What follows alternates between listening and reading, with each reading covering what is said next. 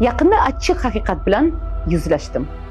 Men qariyb 40 yoshdaman va o'zimdan so'radim. Yana qancha yashayman?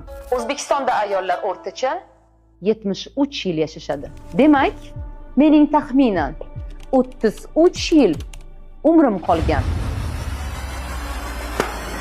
Agar nasib qilgan bo'lsa, 33 yil.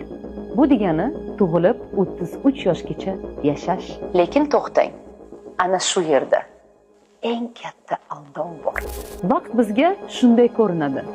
Go'yo u abadiy, go'yo hali hammasi oldinda. Aslida-chi, keling birgalikda hozir hisoblab chiqamiz. Agar har kuni 8 soatdan uxlasak, 33 yillik umrimizdan 11 yili uyquda o'tadi. Bu 22 yilimiz qoldi degani. Yomon emas, to'g'rimi? Lekin to'xtang. Yuvinamiz, o'zimizga oro beramiz, shkaf oldida turib, uzoq kiyim tanlaymiz. 3 mahal ovqatlanamiz, ijtimoiy tarmoqlarda vaqt o'tkazamiz, yo'lda yuramiz, uy ishlarini qilamiz, idish-tovoq, bolaga qara, ovqat tayyorla, kir yuv, dazmol qil. Bir so'z bilan kuniga 8,5 soat vaqtimiz kamida aynan shu rutinaga ketadi. Bu esa qariyb 12 yil umr esimizda qolmaydigan kundalik tashvishlar bilan o'tdi degani. Bizda esa 10 yil vaqt qoldi. Endi ishga kirsak, agar hech bo'lmaganda 60 yoshgacha kuniga 8 soatdan jami 40 yoshimizdan 20 yil davomida aktiv ishlaganimizda qariyb 7 yil umrimizni ishda o'tkazamiz. Ayollar o'rtacha 73 yosh yashashini hisobga olganda 3 yilimiz qoldi. Atiga 3 yil. Biz odatda shunday o'ylaymiz. Hali vaqt bor, hali ulguraman, hali endi yil boshlandi, hali endi bahor keldi. Lekin bir qarasang, yil tugagan, esda esa hech narsa qolmagan. Orzular amalga oshmagan, hayot o'zgarmagan, qalbda esa afsus. Qachon sevdingiz? Qachon orzu qildingiz? Qachon qo'rqmay yashashni boshladingiz?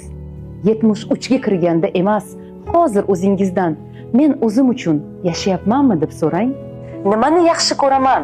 Nimadan ilhomlanaman? Shularni his qilish uchun, hobbilarni qayta topish uchun, biror nimani yaratish, tikish, chizish, yozish uchun. Shunchaki o'zim uchun biror yaxshi narsa qilish uchun. Hech bo'lmaganda O'zbekiston bo'ylab sayohat qilish uchun. Yangi ayollar bilan tanishish, gaplashish, kimnidir qo'llab-quvvatlash uchun. Doimo keyin deb yurgan maqsadlarni nihoyat boshlash uchun. Yaxshi ko'rmagan va o'zingizni majburlayotgan ishdan nihoyat ketishga kuch topishingiz uchun. Hayotda eng katta afsus umuman boshlamaslik. Vaqt sizni aldaydi. Keyin qilasan, hali ulgurasan, keyingi yil hammasi o'zgaradi. Keyin osonlashadi. Keyinlar. 73 yoshga to'lganda keyinlar bo'lmaydi.